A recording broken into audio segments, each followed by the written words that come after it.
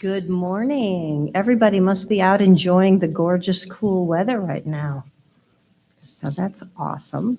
My name is Neenan Hentz, and I am one of your two worship associates today. You get two for the price of one today. Jill Thompson is our other one. Welcome to those of you who are here with us in person at the Unitarian Universalist Church of Roanoke, Virginia. We extend a special welcome if you are joining us for the first time. For those of you on YouTube, hello, good morning. Remember that if you have joys and concerns, please put those into chat in the next 15 minutes. Our minister is the Reverend Walter LaFleur. He is away for the summer. So our speaker today is Laura Bowman. And the topic of her speech, of her talk today, is supporting our schools. Since the county is already back and the city goes back next Tuesday, which if you know anything about my life, whoop. Please make sure that you silence your cell phones at this time. And then we are ready for our board report today, and that will be Ms. Lynn Yates.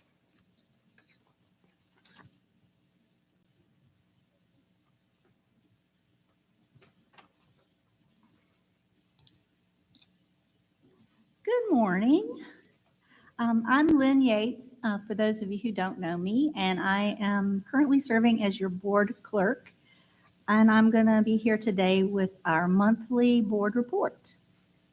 We had our August meeting Tuesday night, and preceded by a very happy visit across the street where we celebrated the work of our amazing volunteers who have put in hours of work to spruce up that lot across the street and make it safe and usable and a wonderful benefit to us and to the neighborhood. So if you get a chance, check it out and thank our wonderful volunteers who made it possible, led by Bill Hackworth. Then we met in the Olin Room as we do every second Tuesday. Here are some of the things we accomplished. We took a good look at our new and improving church website so we could make some suggestions and offer guidance to the web and social media team, which is fully staffed at this point. We kudos to that team for their great work in getting the website back up and running, and especially to Paul Womack, who's volunteered to be our webmaster. If you have suggestions for the web page, if you have been using it and have some suggestions, you could let me know and I can pass them along to the team. We have news from the 8th Principal Task Force that there's some exciting events coming up in the fall. Paula Cole-Jones, who's pretty much responsible for initiating the 8th Principal discussions, she'll be conducting a powerful Zoom interview webinar with us on Saturday, September 25th from 10 to 2 on Zoom, and everyone is invited to tune in for a deep dive into the opportunity to adopt an 8th principle addressing racial justice. A follow-up the next day on Sunday, the 25th of September, will be a worship service co-led by our Rev. Walter and Paula Cole-Jones. She'll be with us via Zoom. And then the following Sunday, October 2nd, we'll have a service led by our own racial justice team. So stay tuned for a lot of further promotions on these events. The board has contacted the Compress and Shock Foundation. They offer a free automated external defibrillator, an AED. They offer one free to any organization who agrees to offer their AED training. So we're going to offer that here on October 16th. And if we have 35 people attend, the AED will be free. And this was one of our unfunded budget items in the board's budget this year. And so this opportunity is fabulous, and we really thank Hugh Wells, one of our members who alerted us to that opportunity. 4 volunteers have taken over our coffee service duties. So we have a full staff for coffee now. And we're currently using our own supplies instead of outsourcing, so we're saving some money. And thanks to Matt Livingston for spearheading that effort. The safety committee reported that they're working on ways to alert the congregation in case of an emergency during the Sunday service. More on that to come. They're working out some of the details. Each board member has been assigned as liaisons to the many active committees in the church who do all the important work. And we will be connecting with them this month about their annual goals and how they connect with our church's overall developmental goals. Update on the Anna Tulu Ministry Fund. We have just paid for Anna's second year's tuition. We are so proud of how our members have stepped up to fund her aspiring ministry with UU. Our next board meeting will be on Tuesday, September 13th at 6:30 p.m. in the Olin Room, and all members are invited to attend. If you wish to present something to the board, you need to contact our president, Catherine Hoffman, to be added to the agenda at least a week in advance. So thank you for your attention.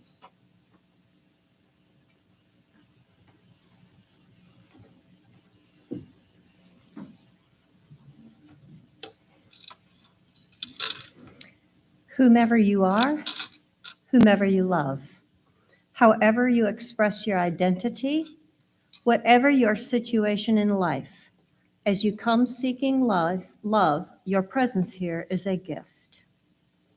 Whether you are filled with sadness, overflowing with joy, needing to be alone with yourself, or eager to engage with others, all who welcome all are welcome here.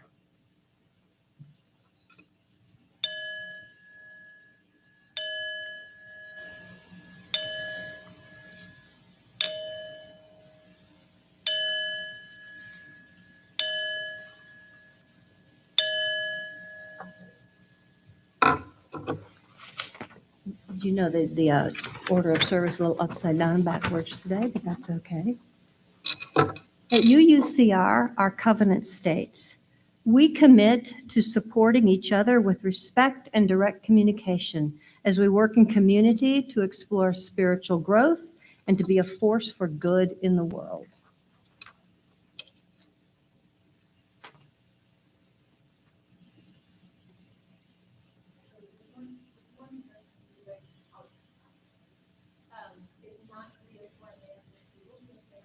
Because that's instrumental. What we're going to do instead is What a Wonderful World by Sam Cooke. And it has some audience participation. And you don't need to worry because the words are up on the screen. But you only need to fill in some words. And you'll know exactly what to do if you've heard this song before.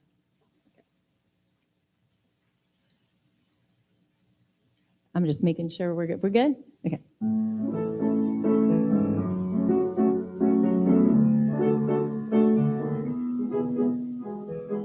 Don't know much about history, that you guys. Don't know much biology. Don't know much about a science book. Don't know much about the French I took. But I do know that I love you. And I know that if you love me too, what a wonderful world this could be. Don't know much about geography. Don't know much trigonometry. Don't know much about algebra. Don't know what a slide rule is for. I don't either. But I do know 1 and 1 is 2. And if this one could be with you, what a wonderful world this could be. Now I don't claim to be an A student, but I'm trying to be. For maybe by being an A student, baby, I could win your love for me. Don't know much about history, don't know much biology, don't know much about a science book, don't know much about the French I took, but I do know that I love you. And I know that if you love me too, what a wonderful world this could be. Now you have to use your powers of learning to supply the words, okay? La ta ta ta ta history. Biology. Whoa, science book. The French I took. But I do know that I love you. And I know that if you love me too, what a wonderful world this could be. What a wonderful world this could be.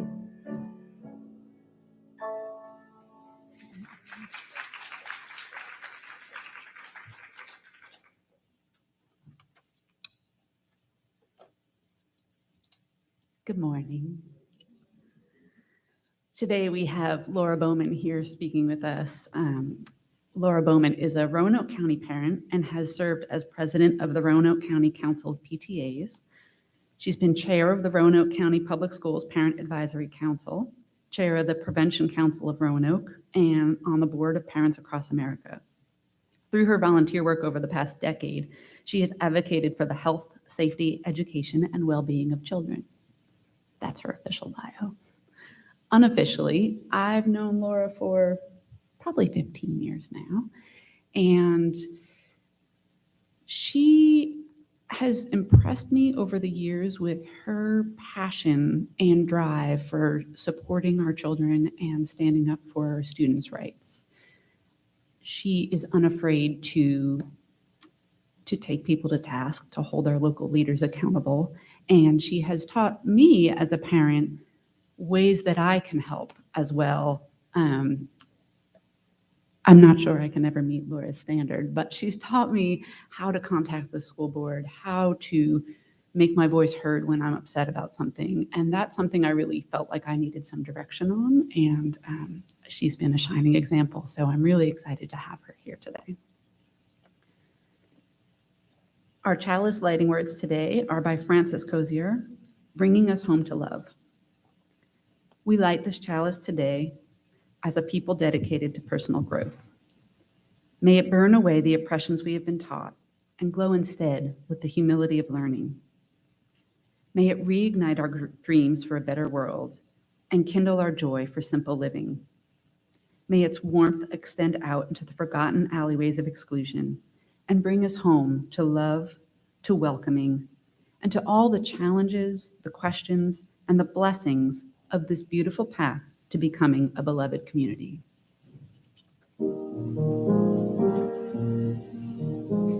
May the light we now kindle inspire us to use our powers to heal and not to harm, to help and not to hinder, to bless and not to curse, to serve you, O Spirit of light.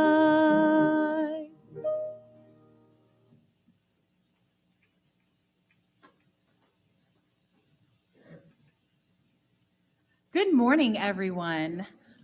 My name is Jessie. I'll wave hello to people who are waving.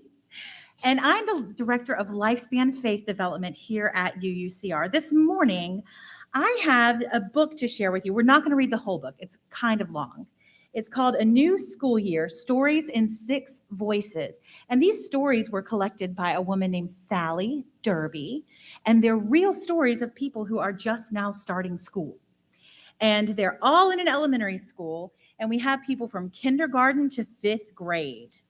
And our first little story comes from Jackie. Jackie's starting 3rd grade tomorrow. And she says, sometimes I forget to say my prayers, but not tonight. It wouldn't be good to forget on the night before 3rd grade. First, I need to say thank you that we didn't have to move this summer. Now I can stay at J.W. Riley for another year and be with kids I know. Second, I'll say, please don't let Mrs. McKinney be the kind of teacher who thinks it's a big bother having me in her room a whole hour before school starts so Mama can catch the bus to work. The Lord listens to every child, our preacher says. God must hear a lot of praying the night before school starts. I know I used to pray a lot before school started. I used to worry on the night before the first day of school. Did anybody else worry on the night before the first day of school? Were some of you teachers and you worried on that night too? Yeah. Our next story is the morning headed to school, and it's from Ethan, who's going into kindergarten, and it's called The Crossing Guard. Ethan says, our crossing guard is Mrs. Tibbs. She's kind of fat, and that's good because the cars can see her really well. When she walks into the street, she holds her stop sign high, and all the cars stop, but their motors keep going vroom, vroom, vroom, like they can't wait to move. You'd think they had someplace important to go, Mrs. Tibbs says, and then she laughs. I'm not sure why that's funny, but I like her laugh, so I laugh too. I love hearing people laugh, especially when I'm nervous, headed into my first day of school. It's so great to hear somebody laughing like Mrs. Tibbs. Our next one happened during class, and it's from Katie, who's in 2nd grade. I made my twos backward.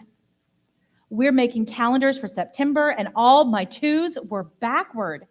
I didn't know they were till Melissa told me.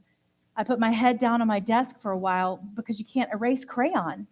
Mr. Pattison asked me what was wrong, and when I told him, he said, never mind. You'll get them right soon.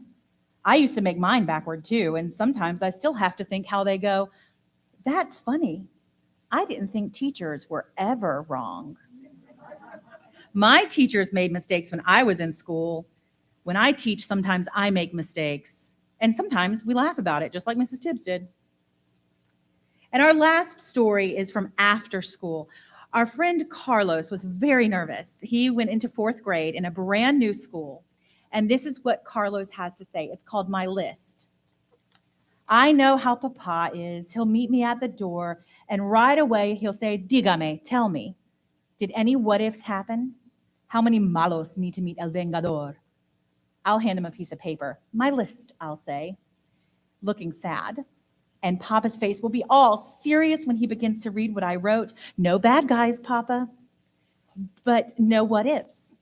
There's this kid who knows the batting average of every player on the Tigers roster. At recess, the two of us played catch, and we shared my extra chips on the way home. Then Papa will smile and ask me, what's his name, this new friend of yours? And I'll grin and say, her name's Maria. We meet all kinds of new people at school, don't we? One thing that always kept me from being nervous when I started a new school was knowing that my teachers always had my best interest, just like the teacher that sometimes makes mistakes with his twos.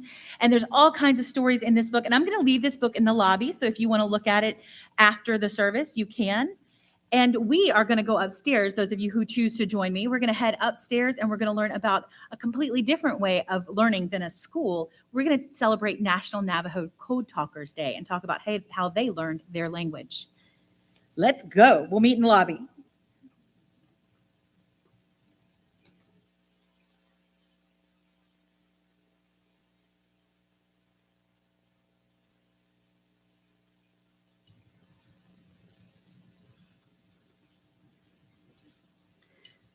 Our reading today is by Jason Cook, The Great Teachers in Life. We seekers are on a quest to discover truth and meaning. Sometimes we think we found it, wrapped up, glimmering with newness, straight off the intellectual assembly line. All the answers right here for us and others if they'd only listen. But truth has a way of coming in disguise, sometimes wearing rags and sometimes finery, but so often cloaked from our immediate sight. And sometimes that which we have rejected, that which we have let go of, or decide it was only for others but not us can be our teacher. Let our time of worship be an acknowledgement of the never-ending journey toward truth and meaning, and our appreciation of those we learn from along the way.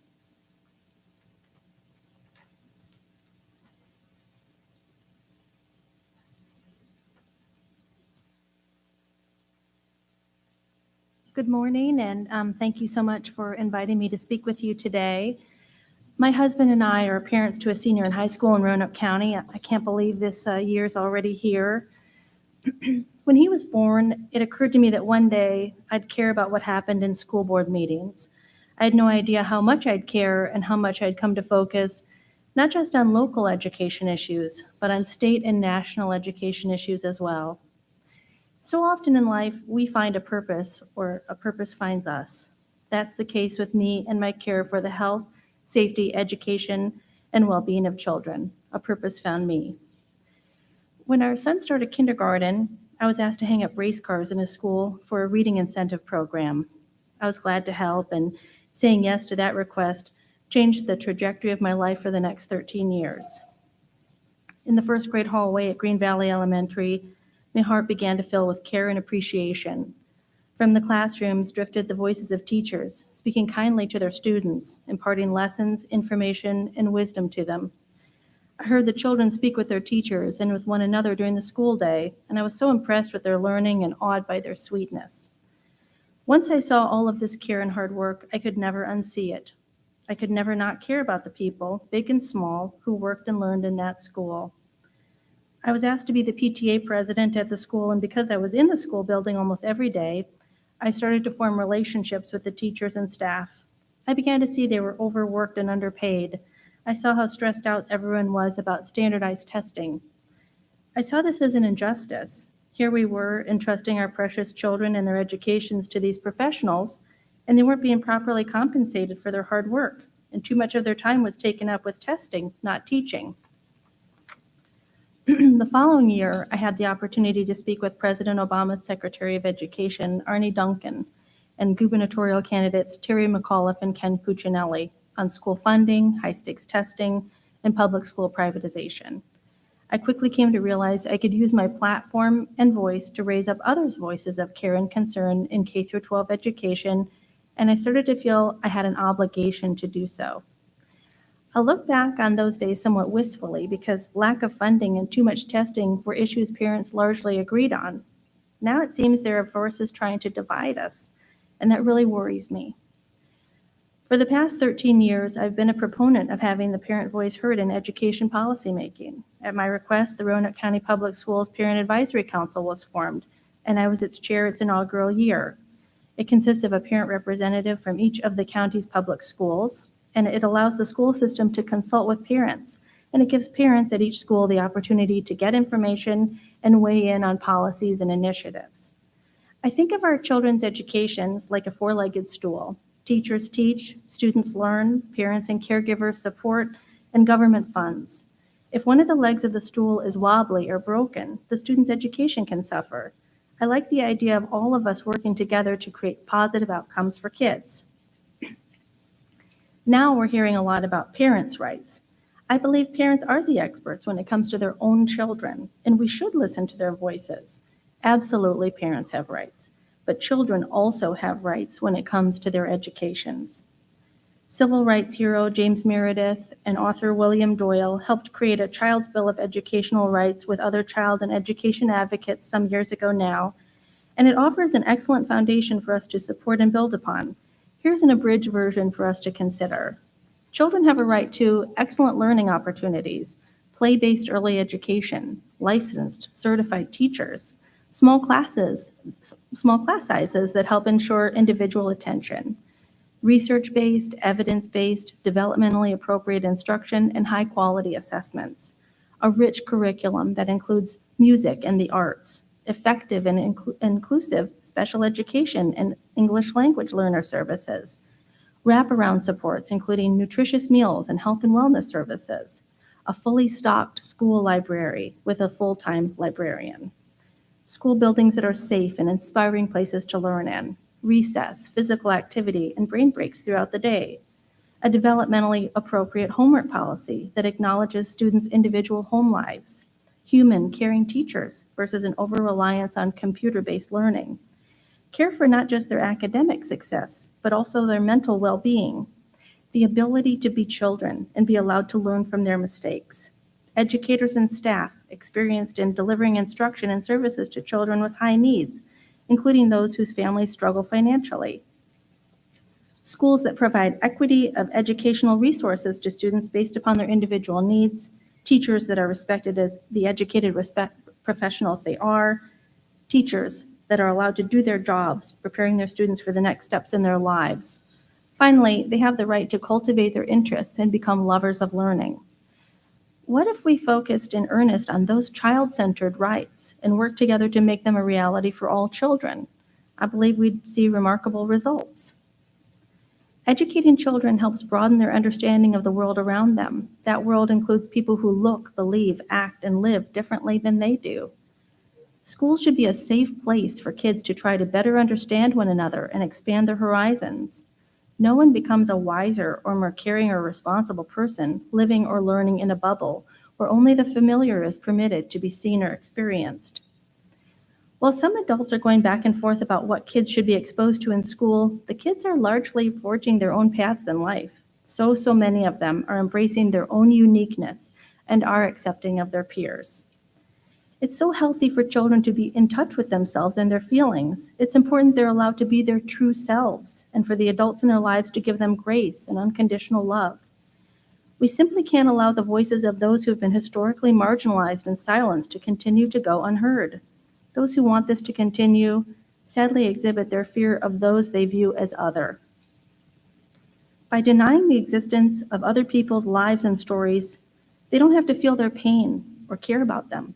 They don't have to act on their behalf or change their way of thinking.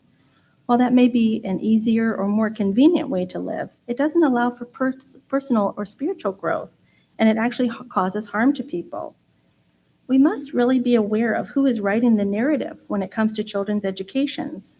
Did you know that from mid-March to June of 2021, a prominent national news media outlet reported on critical race theory, or CRT, 1,300 times in 1.5 months? The American Bar Association describes CRT as a critique on how the social construction of race and institutionalized racism perpetuates a racial caste system. The theory is included in some higher education law school classes and is not included in K-12 curriculum, but unfounded hysteria around it has ensued nonetheless. Christopher Rufo, a senior fellow at the Manhattan Institute think tank, has been at the center of the furor, claiming critical race theory in K-12 education is hidden, quote, under a series of euphemisms such as equity, social justice, diversity and inclusion, and socially responsive teaching. He's wrong about that, but sadly, some believe him, and state and local leaders have recently created laws and policies that forbid those topics in public schools. Additionally, we're seeing books removed from the school libraries and teachers being wrongly accused of indoctrinating their students with Marxist ideologies. What we're seeing is an attempt to whitewash history and marginalize people, including students, who identify as LGBTQ+. As a matter of fact, Mr. Rufo is taking the strategies he used in promoting his anti-CRT rhetoric and applying them to what he's calling gender ideology in K-12 schools. His goal is to, quote, publish one story a week for 6 weeks, establishing the frame, driving multiple news cycles, and generating 500 million media impressions. He told people to, quote, get ready to rumble. He's once again counting on the mass repetition of falsehoods to sway the nation towards his preferred direction of thinking. So it's really essential for us to put on our critical thinking caps and look to various sources for information when it comes to K-12 education. We can't allow our minds to fall prey to what psychologists refer to as the truth effect. Is what we're hearing really plausible, or have we just heard it so often we believe it's true? Educating children will never be an exact science. After all, children are individuals with their own strengths, weaknesses, interests, abilities, and motivations. The question of how we can best address their individual needs is one we should always keep top of mind. While corporate and other interests try to sell us on the next big shiny thing in education, students are best served when we focus on the proven education reforms.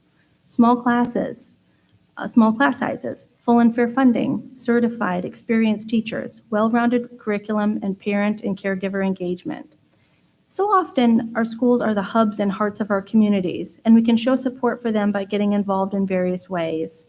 This not only helps the schools and the people who learn and work in them, it provides us with a greater insight into what happens within them.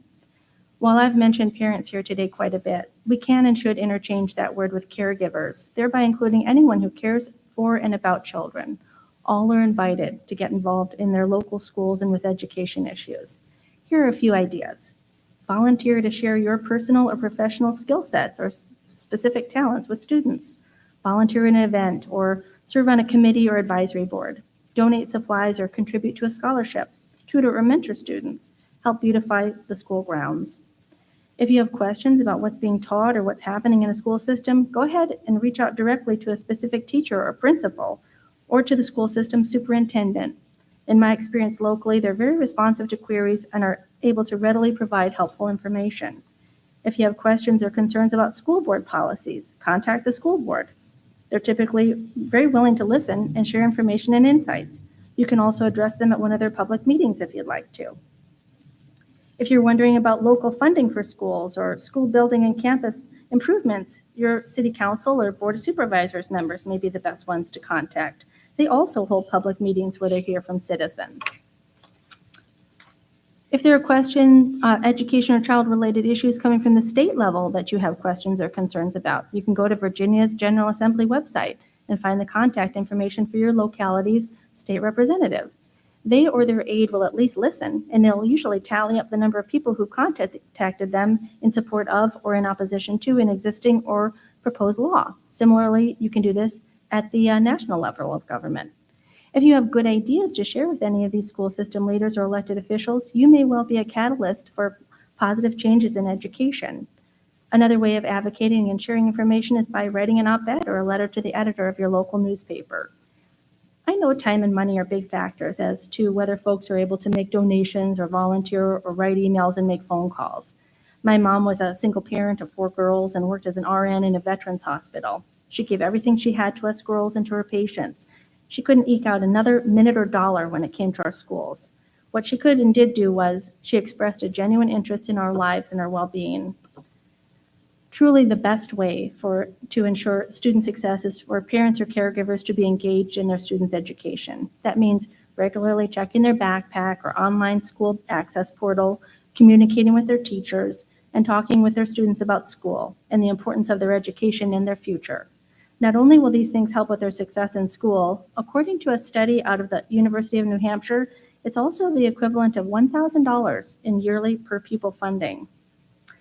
One of the biggest things we can do is just listen to the children in our lives. What's going on with them? What are they happy or worried about? Do they need our help, or do they just want us to provide a listening, non-judgmental ear? While some don't have kids or they have adult children now, we all benefit from an educated, responsible populace. I think we all want the people we're entrusting the future with to have all of the support and resources they need and deserve as children, so they grow into happy, healthy, caring, self-sufficient adults. Many years ago now, I was fortunate to hear the spiritual teacher Ram Dass speak on my college campus. He shared with us the need to walk one another home. He wanted us to know ourselves at a deeper level and care about one another. I remember his words having a profound impact on me and actually teared up when the event ended and James Taylor's Shower the People began playing in the auditorium. I believe in the common good. I believe investing in children's educations is in everyone's best interests. I believe in working together to help create a better, more just world for them to live in. I believe every one of them is deserving of love and care, and I bet you do too. And I'm beyond grateful for that. Thank you all so much.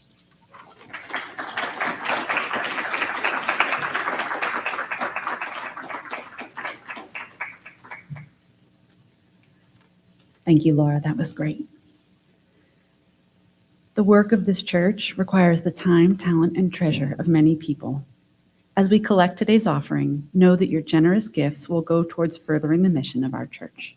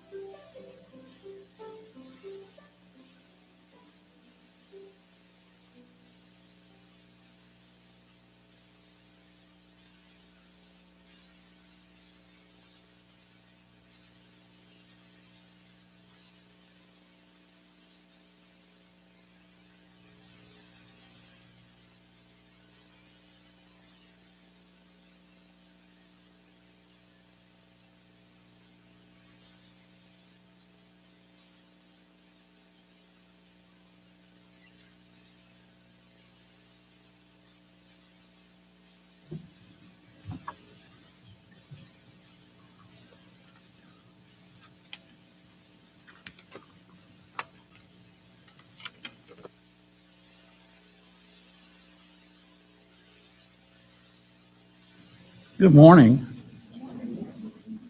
I'm Michael Smith, and I'm here representing the Caring Committee during this moment of presenting lifelines. The Caring Committee is a way for the UCCR, the UUCR, members to share their joys and concerns with one another. If you have a joy or concern and you wish to share it, you can do so by contacting Sally Garber, who is the chairman of this committee, or you can write it in this book, which today appears on the altar, but normally would be on a pedestal by the name tag, in the name tag area. And you can write your joys and concerns in this book, as several of our members have.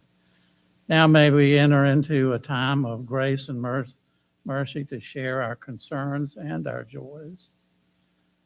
First of all, Beth Carruthers continues to recover from COVID, and she's doing well, or better, let's say. Beth Griffin is also recovering from her surgery, and the Caring Committee is doing some things on her behalf and for her comfort and ease. And we have a couple of others. Betsy has written one. Today is Betsy Biesenbach and Carl Furings. Can you pronounce that better for me? All right, okay. 29th anniversary. Wow, how about that? Wow, congratulations. Carl is presently recovering from a total knee replacement at home with 3 weeks to go. Betsy is pleased to report that she is not contemplating divorce yet.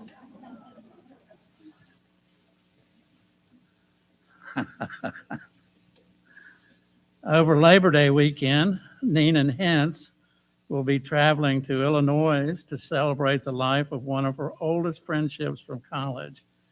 There may be some big chill moments for those of you that remember the big chill, as we remember our dear friend who dealt with Parkinson's for some 20 years.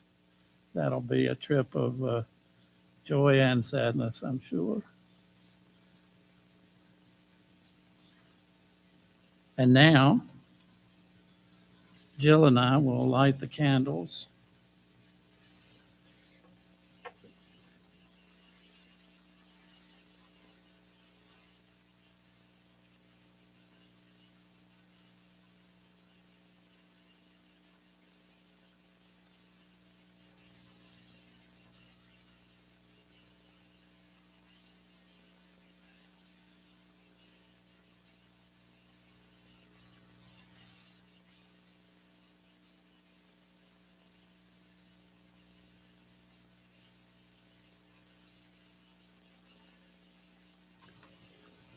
Our prayer today is called Honoring Children by Linda Olson Peebles.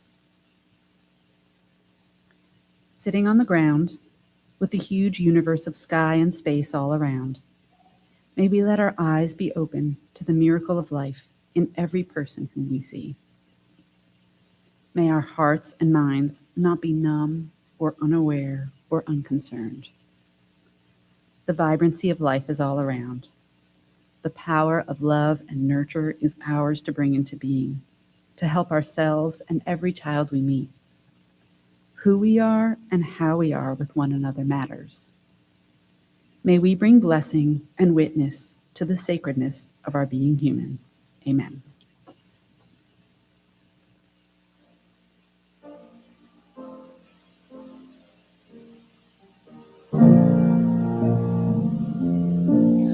Comfort me, comfort me, comfort me, oh my soul. Comfort me, comfort me, comfort me, oh my soul.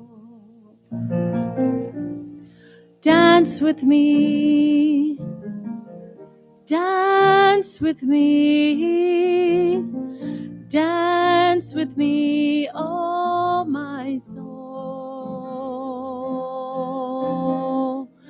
Dance with me, dance with me,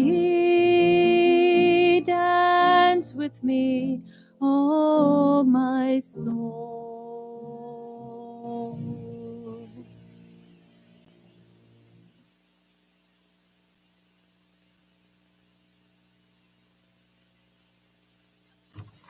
Okie dokie.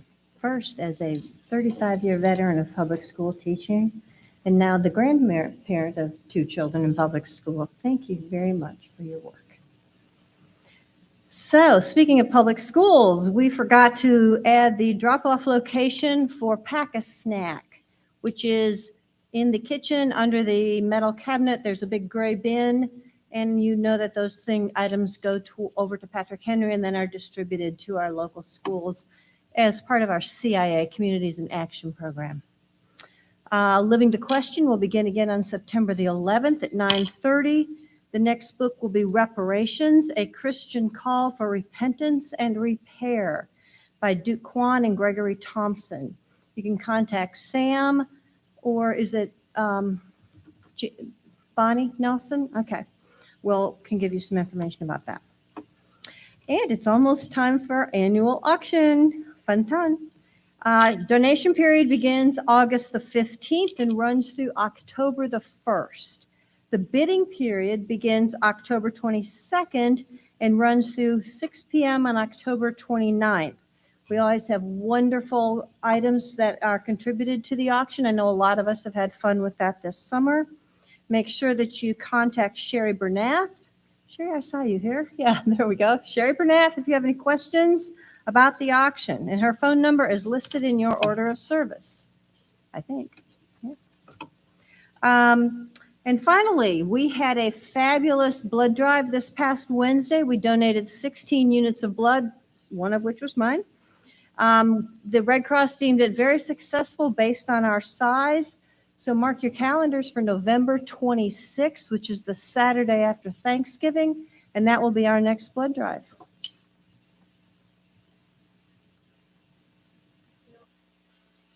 Is a hymn, and wow, aren't we out of practice with singing hymns? So the hymnals are there for you. It's This Little Light of Mine, and if you feel like you're not ready to go back to reading a hymn, that's okay, because it's sort of the same words over and over, and all you really have to sing is Let It Shine. I'm gonna let it shine. There's no slideshow for this one though.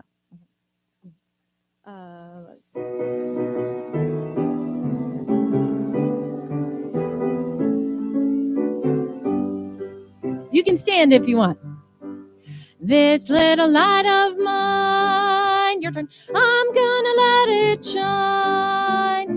This little light of mine, I'm gonna let it shine. This little light of mine, I'm gonna let it shine. Let it shine.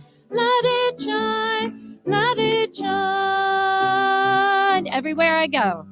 Everywhere I go, I'm gonna let it shine. Everywhere I go, I'm gonna let it shine. Everywhere I go, I'm gonna let it shine. Let it shine. Let it shine. Let it shine. Building up a world. Building up a world, I'm gonna let it shine. Building up a world, I'm gonna let it shine. Building up a world, I'm gonna let it shine. Let it shine. Let it shine. Let it shine.